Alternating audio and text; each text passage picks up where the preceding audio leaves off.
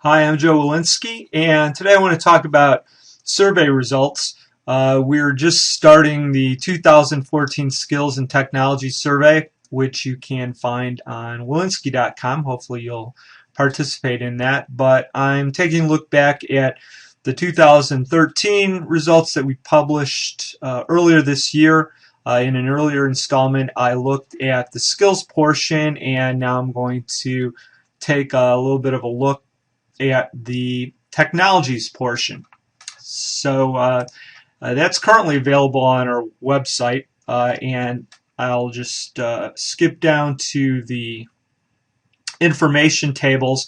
It's broken into different sections of user assistance. One of those is the Microsoft Help Systems section, which is there just because so many of us have been involved in using Microsoft Help as one of our main UA components. However, that definitely has diminished over the years, and the main form of HTML help is used by just 29% of respondents. And so over the years, that's gradually reduced. The other items that are there are more or less legacy types of Microsoft Help. So that's an area that probably in the coming survey we're going to see being reduced even more as fewer and fewer people use proprietary help systems. Also, HTML help is actually, I think it's been 15 years since the last version of that came out. So that's a lifetime in the software world. Looking at other types of help systems, well, browser-based help is definitely the most common use. I think most of us are familiar with that. Essentially, the use of any type of viewer that's based on open standards of HTML, CSS, XML, and so on. And that's definitely the dominant way of presenting help information. The other ones that are listed in the table are for specific uses, specific platform areas, and those have mostly been static for a long time. Those numbers haven't changed much. However, if you're working directly in one of those platforms, they can offer some better utility within those platforms.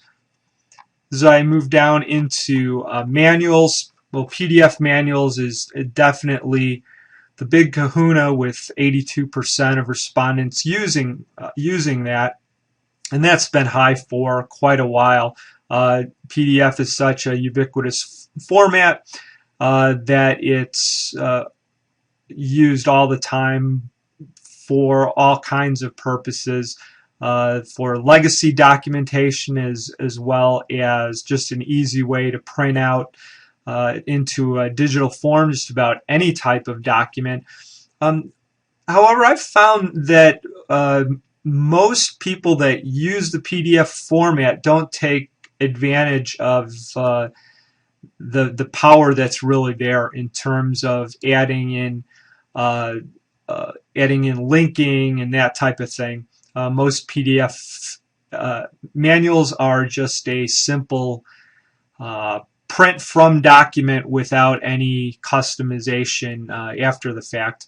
The distribution on paper has been diminishing for a long time. However, still just under a quarter of respondents use that as part of their user assistance, and it's always important to recognize that different people like to learn information in different ways. Probably the main thing here is that most of us will distribute PDF for people to print on their own. So it's mainly been a shift in terms of who's printing out some of that information.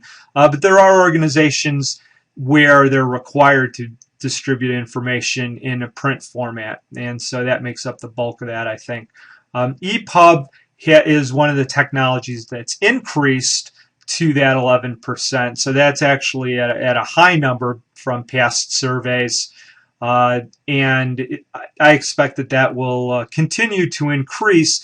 EPUB doesn't provide the same kind of capabilities we have with a help system, but in terms of comparing it to PDF manuals and other digital manuals, it definitely is a very useful format.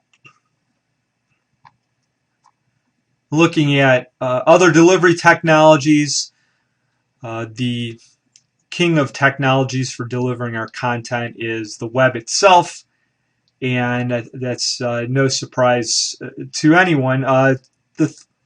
Some of the items following that up, quick reference guides are still important to a lot of us, and so there's a lot of different types of these, but those aren't going away, and putting those together can really help your customers handle specific situations, especially getting started guides. If they're done well and they're presented appropriately and at the right time, it can really be a big boost to your users getting comfortable with new software. Multimedia tutorials, almost half of us use those. I would think that that's going to increase over the years. Although doing video tutorials definitely requires skills that a lot of user assistance professionals need to add to their repertoire. But I think this area is going to continue to increase, especially since that's such a popular media for mobile devices. The other items that have been moving up are forums, and forums have been around for a generation in terms of a form of user assistance, but maybe the more modern forms, having blogs, using Twitter, and other community-based services is kind of giving a new life and a different take on what it means to have a forum. Wikis are another area that has increased over the past few years, and that, I think the usage there is kind of split between organizations that use it mainly for internal purposes for developing documentation, and others that use it as the actual place that people will get their user assistance information from and contribute to. And speaking of contributions, I think the use of social sites is likely to go up, although right now I think we're still in a situation where UA professionals are figuring out how Facebook and LinkedIn and Google Plus can fit into the types of things that they want to do to be able to support their customers. So that was Nickel Tour, my thoughts on our 2013 technologies portion of our survey. So hopefully you'll get involved with the 2014, and good luck with all your projects. Thank you.